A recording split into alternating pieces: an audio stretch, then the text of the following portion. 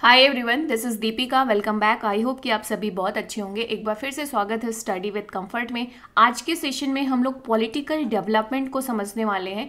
तो political science में हमारे एग्जाम पॉइंट ऑफ व्यू से ये टॉपिक बहुत इंपॉर्टेंट है, चाहे वो पॉलिटिकल सोशलाइजेशन हो, चाहे वो पॉलिटिकल डेवलपमेंट हो, चाहे वो पॉलिटिकल कल्चर हो। ये सारे कॉन्सेप्ट हमारे एग्जाम पॉइंट ऑफ व्यू से बहुत इंपॉर्टेंट है। आज के सेशन में पॉलिटिकल डेवलपमेंट को हम लोग बहुत डिटेल में समझने वाले हैं। कुल मिलाकर ये होगा कि इस लेक्चर को कवर करने के बाद अगर आपने कंप्लीटली इसे देख लिया और समझ लिया तो आपको पॉलिटिकल डेवलपमेंट का जो कॉन्सेप्ट है इसकी कॉम्प्रिहेंसिव अंडरस्टैंडिंग हो जाएगी। इसमें आपको फैक्चुअल इन्फॉर्मेशन के साथ साथ कॉन्सेप्ट क्लैरिटी भी रहेगी।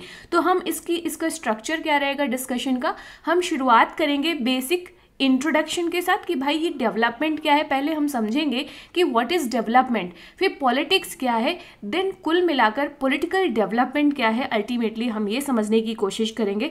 कुछ इंपॉर्टेंट डेफिनेशंस लेंगे जो प्रोमिनेंट स्कॉलर्स हैं जिन्होंने अपना कॉन्ट्रीब्यूशन दिया है पॉलिटिकल डेवलपमेंट के कॉन्सेप्ट को डेवलप करने पे, उनके कॉन्सेप्ट को हम यहाँ पर डिस्कस करेंगे। फिर हम की aspect of political development discuss करेंगे। तो काफ़ी इंपॉर्टेंट एंड कॉम्प्रिहेंसिव लेक्चर रहेगा ये। आप इसे समझने की कोशिश करिएगा पॉलिटिकल डेवलपमेंट को एज अ कॉन्सेप्ट। ओके, तो अगर आप देखो तो यहाँ पर सबसे पहले मैं एक्सप्लेन करूँगी आपको कि what is political realm, what is politics and what is development, ताकि आपको ये समझ में आए कि व्हाट इज़ पॉलिटिकल डेवलपमेंट। तो भाई देखो, पॉलिटिकल क्या होता है, पॉलिटिक्स क्या है, जिस तरीके से किसी कंट्री को गवर्न किया जाता है। Politics refers to the ways that countries are governed.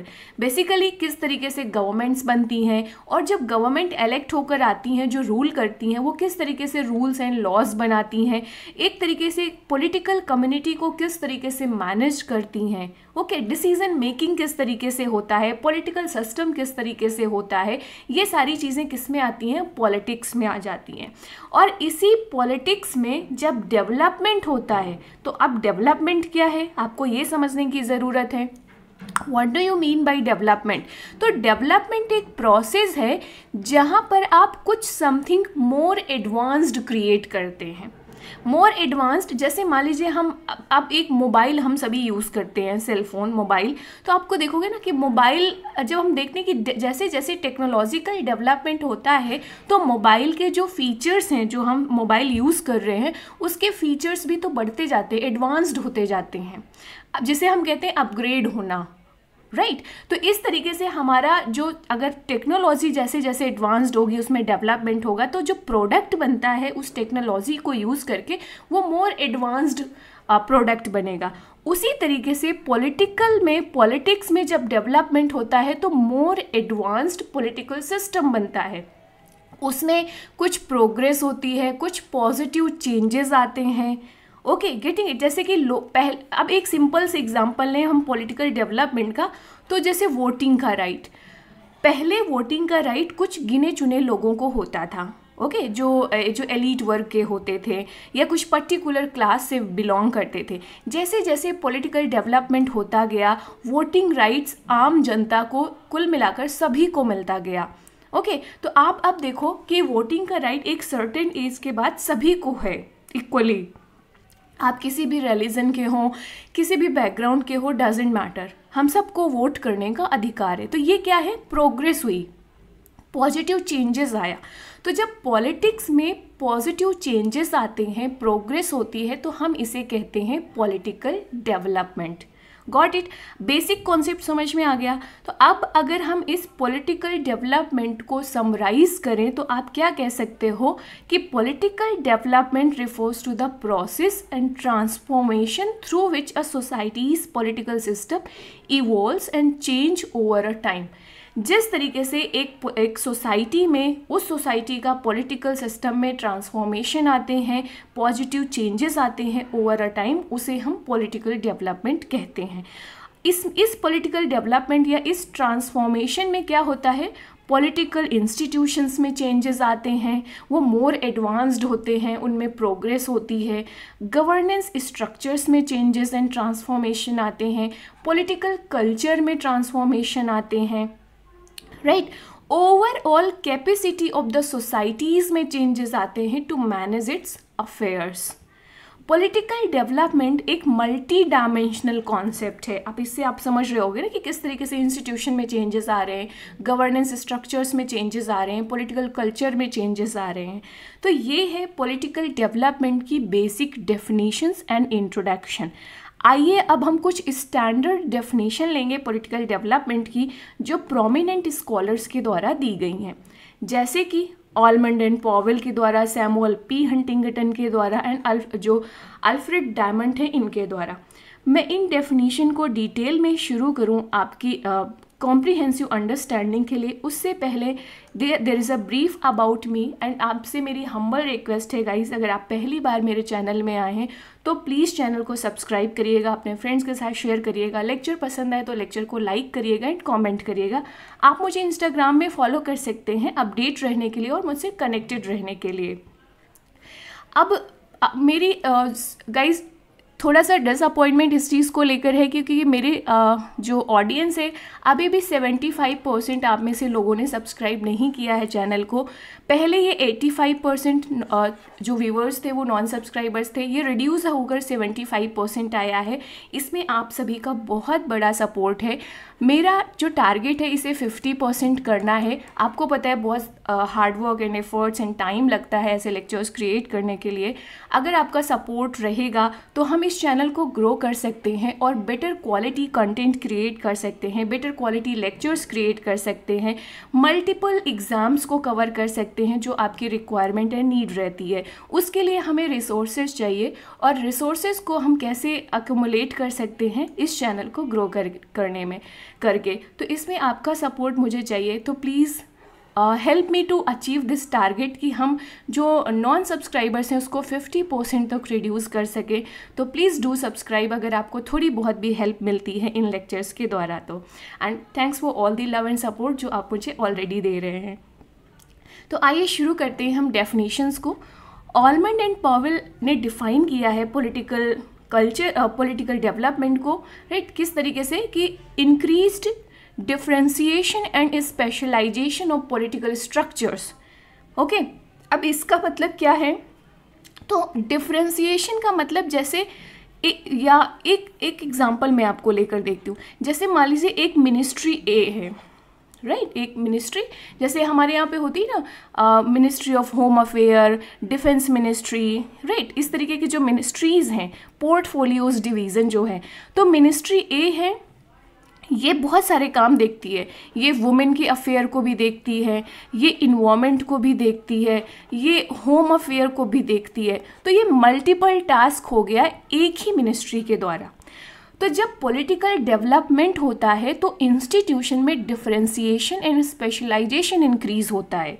तो अब क्या होगा, जैसे पॉलिटिकल डेवलपमेंट होगा तो वुमेन अफेयर को देखने के लिए या मैनेज करने के लिए एक मिनिस्ट्री बी फॉर्म की जाएगी, और जो आपका इन्वायरमेंट मिनिस्ट्री है या इन्वायरमेंटल रिलेटेड जो एक्टिविटीज़ हैं उनको मैनेज करने के लिए मिनिस्ट्री सी फॉर्म की जाएगी। तो ये क्या हो रहा है, डिफरेंशिएशन एंड स्पेशलाइजेशन हो रहा है। एक पर्टिकुलर मैटर या टास्क के लिए एक पर्टिकुलर इंस्टीट्यूशन बनाया जा रहा है, एक पर्टिकुलर स्ट्रक्चर बनाया जा रहा है, राइट। तो यहाँ पर क्या हो रहा है, जैसे जैसे पॉलिटिकल डेवलपमेंट होगा आपके इंस्टीट्यूशन या पॉलिटिकल स्ट्रक्चर्स में डिफरेंशिएशन एंड स्पेशलाइजेशन देखने को मिलेगा। समझ में आ गई कि ये डिफरेंशिएशन एंड स्पेशलाइजेशन का मतलब क्या है। तो आपने इंडिया का ही अगर हम एग्जांपल ले लें तो आप मुझे कमेंट करके बताइएगा कि जो वुमेन मिनिस्ट्री है ये कब फॉर्म की गई थी, और साथ ही साथ इन्वायरमेंट मिनिस्ट्री कब फॉर्म की गई थी। ऐसा नहीं है कि 1947 में जब हमारी गवर्नमेंट, जब इंडिया इंडिपेंडेंट हुआ फिर हमारा कॉन्स्टिट्यूशन लागू हुआ तभी ये फॉर्म किए गए थे, नहीं, ये बहुत बाद में फॉर्म किए गए। तो मुझे कमेंट करके बताओ कि इन्वायरमेंट मिनिस्ट्री और साथ ही साथ जो वुमेन मिनिस्ट्री है ये कब फॉर्म किए गए थे इंडिया में, राइट। तो ये समझ में आ गया। दूसरा, ऑलमंड एंड पॉवेल कहते हैं कि यहाँ पर सेकुलराइजेशन ऑफ पॉलिटिकल कल्चर देखने को मिलेगा। सेकुलराइजेशन, जब हम पर्सनल अफेयर्स जो हमारे जो रिलीजियस अफेयर्स हैं हम उसको पॉलिटिकल अफेयर से सेपरेट रखते हैं। एक कुल मिलाकर ये है कि जहाँ पर रिलीजियस अफेयर्स को पर्सनल डोमेन में माना जाता है, स्टेट का उसमें एज सच कोई इंटरफेरेंस नहीं होता, कोई ऑफिशियल रिलीजन नहीं होता है, ओके। नेक्स्ट आ जाते हैं सैमुअल पी हंटिंगटन का। सैमुअल पी हंटिंगटन कहते हैं कि जो पॉलिटिकल डेवलपमेंट है, it is the process by which organisations and procedures acquires values and stability. तो जो ऑर्गेनाइजेशन है, प्रोसीजर्स हैं, उनमें वैल्यूज़ एंड स्टेबिलिटी आती है, एक स्टेबल पॉलिटिकल इन्वायरमेंट क्रिएट होता है। वैल्यूज़, आप लिबर्टी, जस्टिस, इस तरीके की वैल्यूज़ को उसमें एक्वायर करते हो। अल्फ्रेड डैमंड का अगर हम देखें तो ये कहते हैं कि पॉलिटिकल डेवलपमेंट एक प्रोसेस है जिसका एम है पर्टिकुलर कंडीशन को बनाना, जहाँ पे जो इस तरीके के इंस्टीट्यूशनल फ्रेमवर्क को क्रिएट करता है जो ever widening range of social problem को सॉल्व करता है। अब ever widening range of social problems बहुत सारी हैं, चाहे आप पॉवर्टी ले सकते हैं, राइट, चाहे आप इनइक्वलिटी ले सकते हैं। इन सारी जो सोशल प्रॉब्लम्स हैं, इनको सॉल्व करने के लिए इंस्टीट्यूशनल फ्रेमवर्क को क्रिएट करना। तो आपको पता है ना कि जैसे जैसे पॉलिटिकल डेवलपमेंट होगा, इस तरीके के इंस्टीट्यूशनल फ्रेमवर्क बनते रहेंगे और इस तरीके की सोशल प्रॉब्लम को दूर किया जाएगा। तो ये हो गए आपके कुछ स्टैंडर्ड डेफिनेशंस जो आप अपने आंसर में इंक्लूड कर सकते हैं अपने वैल्यू एडिशन के लिए। और ये जो डेफिनेशंस हैं वो कॉम्पिटिटिव एग्जामिनेशन जैसे यूजीसी नेट एग्जामिनेशन या टीजीटी पीजीटी या जो एंट्रेंस एग्जामिनेशन होते हैं इनमें पूछे भी जाते हैं, तो आप इन्हें बहुत अच्छे से समझ कर जाइएगा।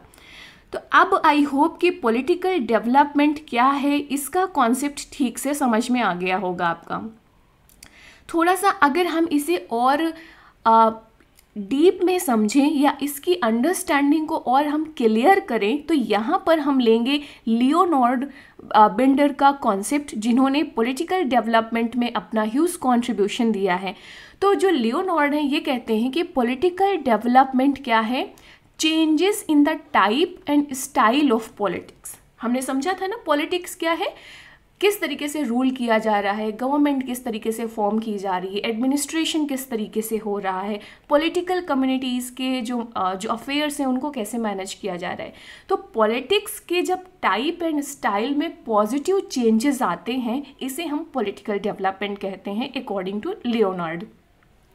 लियोनार्ड ने 5 कैरेक्टरिस्टिक्स हाईलाइट की हैं पॉलिटिकल डेवलपमेंट की। पहली है चेंज ऑफ आइडेंटिटी। हमने इसके पहले ऑलमंड एंड पॉवेल की डेफिनेशन में भी पढ़ा था ना कि पॉलिटिकल डेवलपमेंट में क्या होता है, सेकुलराइजेशन इंक्रीज होता है। तो ये कुछ इसी से मिलता जुलता पॉइंट है, चेंज ऑफ आइडेंटिटी। तो लियोनार्ड कहते हैं कि जो रिलीजियस आइडेंटिटी होती है लोगों की, ओके, फिर एथनिक आइडेंटिटी, पैरोकियल आइडेंटिटी से सोसाइटल आइडेंटिटी बनती है। कुल मिलाकर ऐसे इसको समझ लीजिए आप आइडेंटिटी।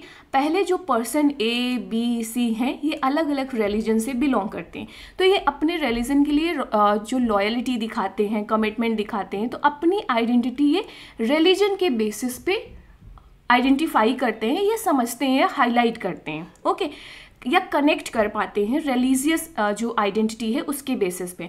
जैसे जैसे पॉलिटिकल डेवलपमेंट होगा ये अपने आप को एक ही सोसाइटी, एक ही पॉलिटिकल कम्युनिटी का पार्ट समझेंगे। जैसे कि मान लीजिए एक ही नेशन का के मेंबर समझेंगे हम। जैसे मान लीजिए इंडिया में बहुत सारी मल्टीपल रिलीजन्स हैं, एग्जिस्ट करते हैं, तो जैसे जैसे सेकुलराइजेशन इंक्रीज होगा हम रिलीजन को पीछे रखेंगे और पहले हम क्या कहेंगे, हम इंडियंस हैं, हम भारतीय हैं।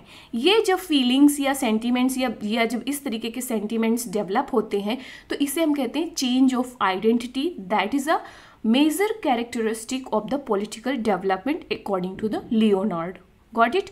सेकेंड पॉइंट है change in legitimacy.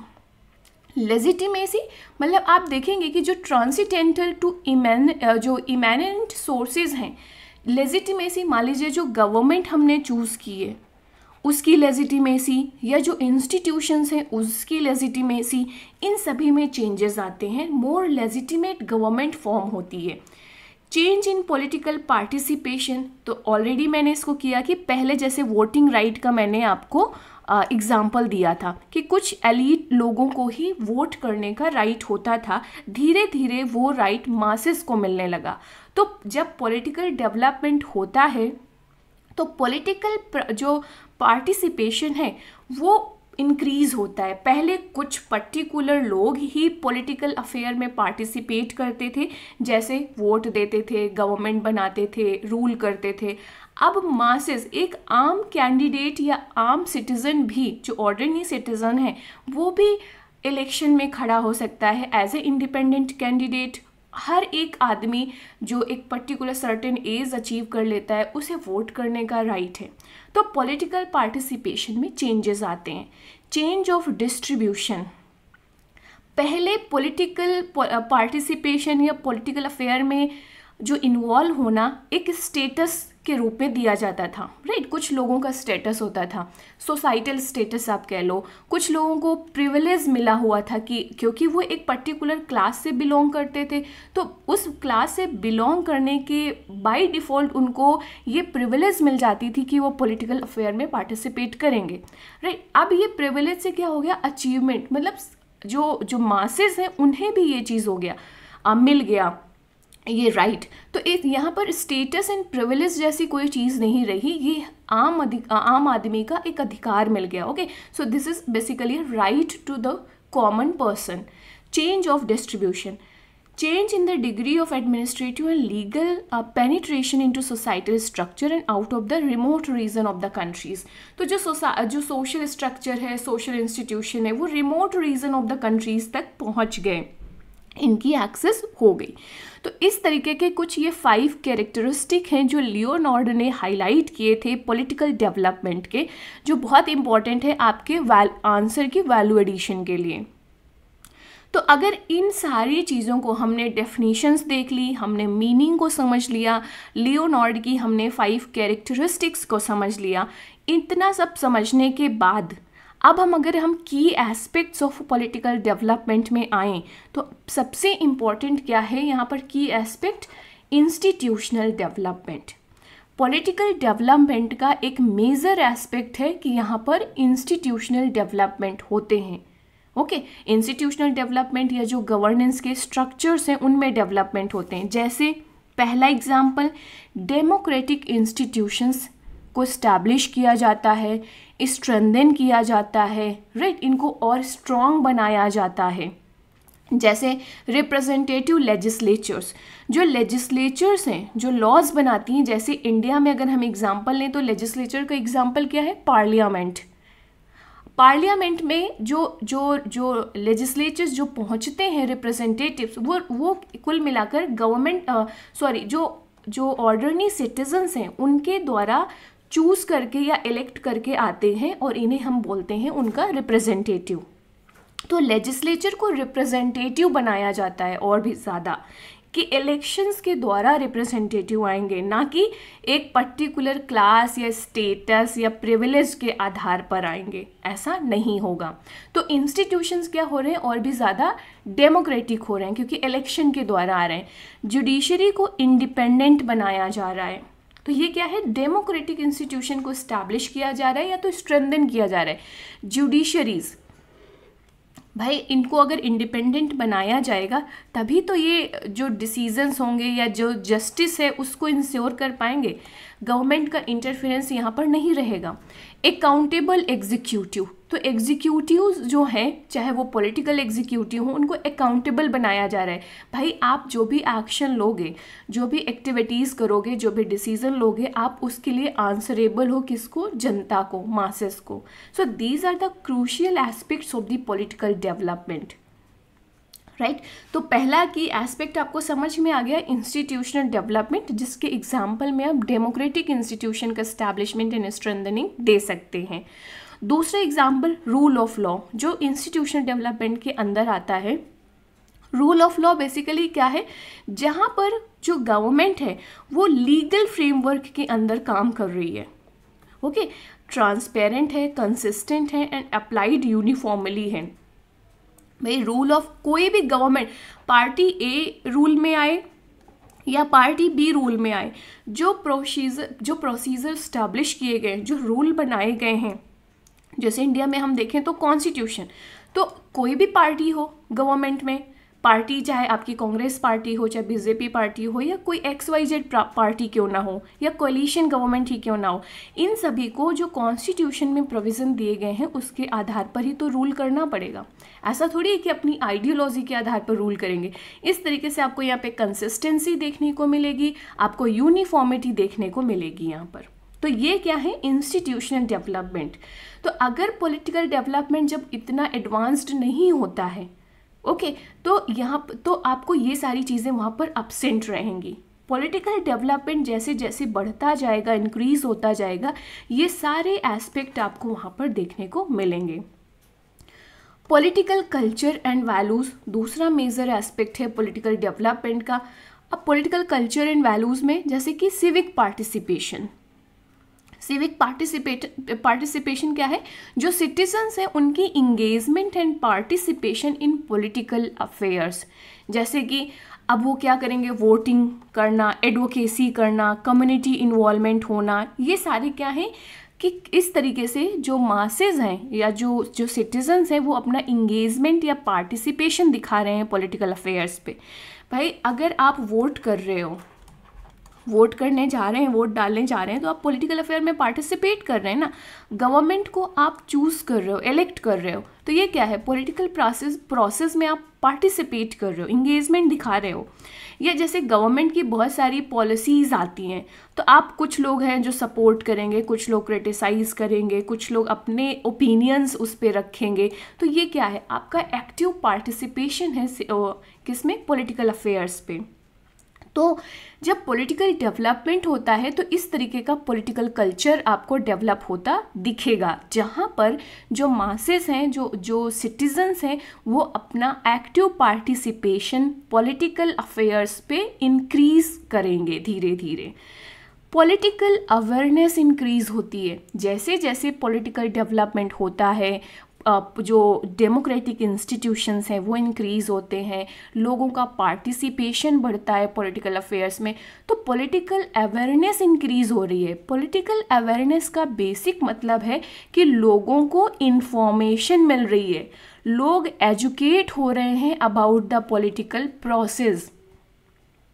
Getting it, कि जो मासेस हैं उनको पता चला है कि भाई हमारे देश में गवर्नमेंट किस तरीके से फॉर्म होती है, हमारे देश में जो रूल है या एडमिनिस्ट्रेशन है वो किस तरीके से चलता है, इलेक्शन किस तरीके से हेल्ड होते हैं, हमें किस पार्टी को चूज़ करना है, किस कैंडिडेट को अपना वोट देना है जो उनके लिए बेटर होगा, किस पार्टी ने कितना काम किया है डेवलपमेंट के लिए उनके एरिया में, उनकी कंट्री को डेवलप करने पे।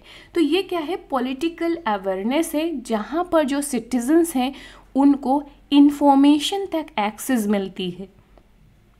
प्रेजेंट टाइम पे आप देखेंगे सोशल मीडिया या पॉलिटिकल अवेयरनेस या राइट टू इन्फॉर्मेशन, ये सारे क्या हैं, ये सब एग्जाम्पल हैं जिससे पॉलिटिकल अवेयरनेस बढ़ रही है जो सिटीजन्स हैं उनकी।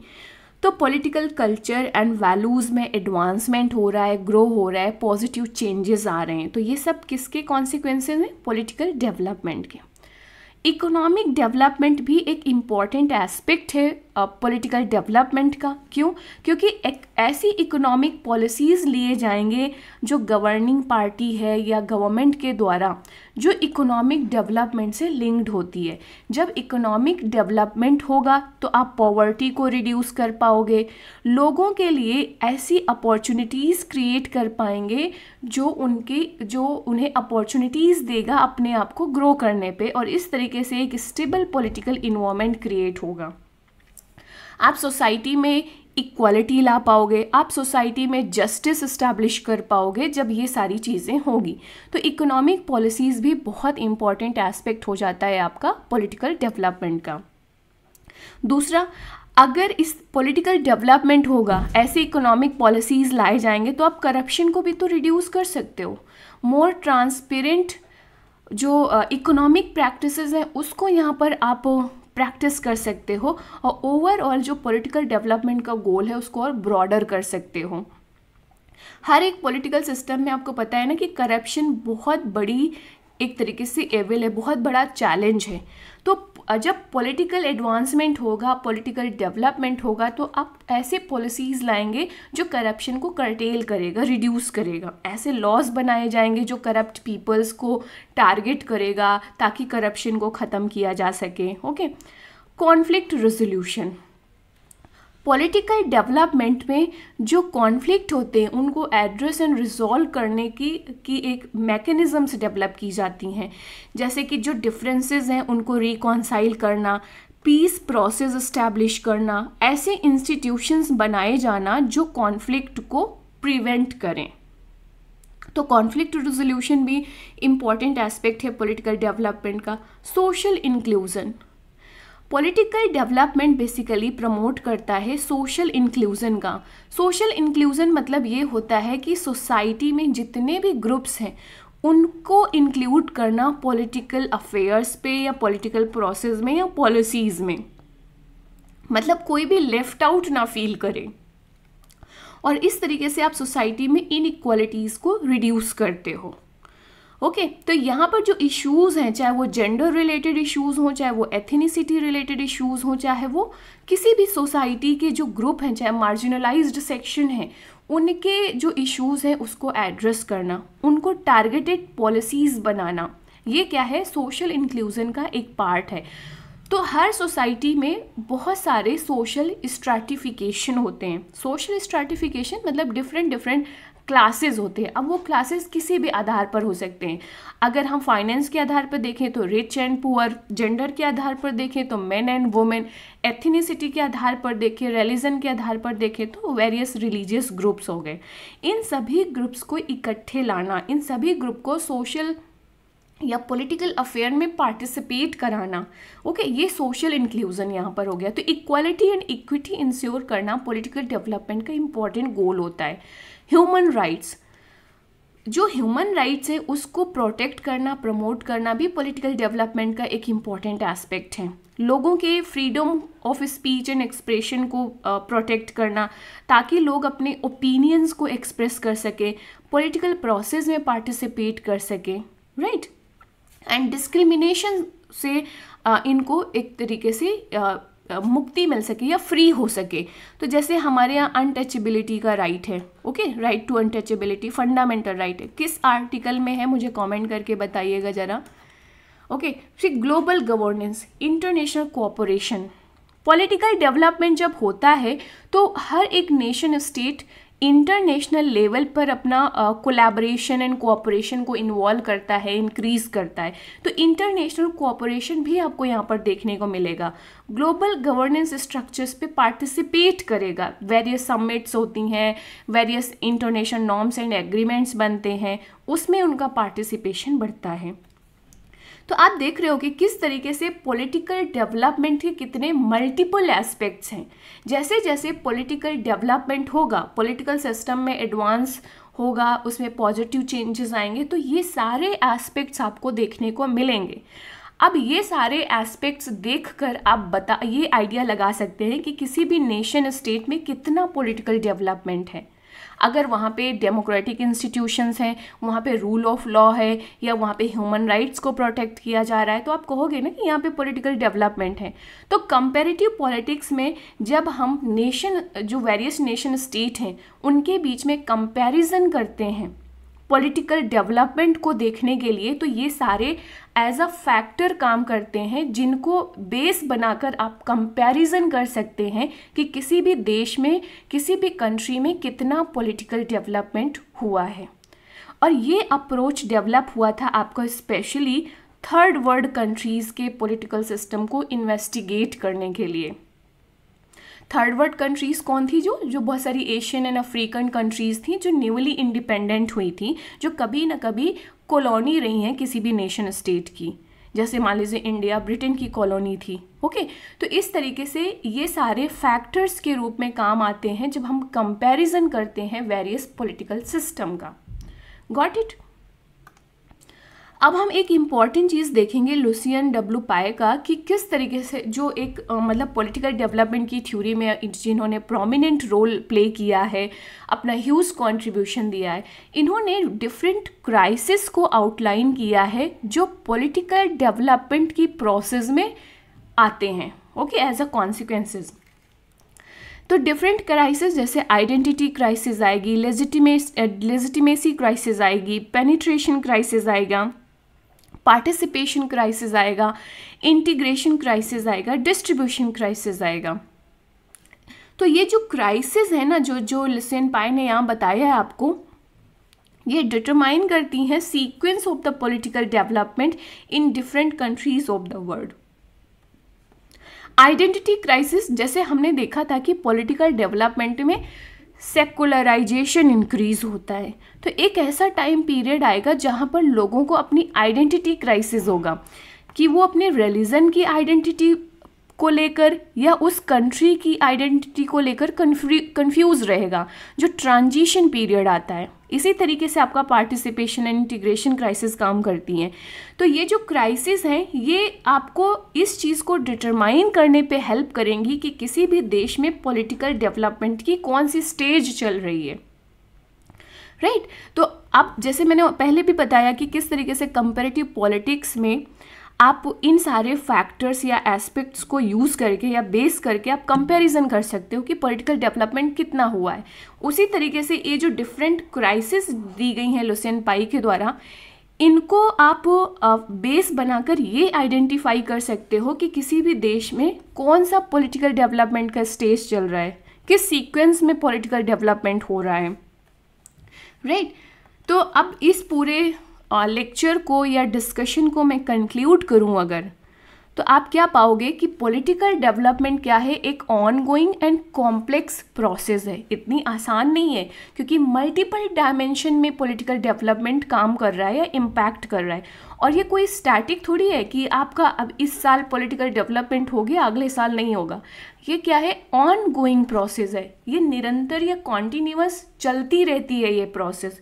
जैसे क्योंकि पॉलिटिकल सिस्टम में चेंजेस आते रहते हैं according to the need, right. जैसे जैसे सर्कमस्टेंसेस चेंज होंगी वैसे वैसे इंस्टीट्यूशन चेंज होंगे, वैसे वैसे इंस्टीट्यूशन की फंक्शनिंग चेंज होगी, राइट। इसी तरीके से तो जो पॉलिटिकल डेवलपमेंट है ये एक ऑनगोइंग एंड कॉम्प्लेक्स प्रोसेस है।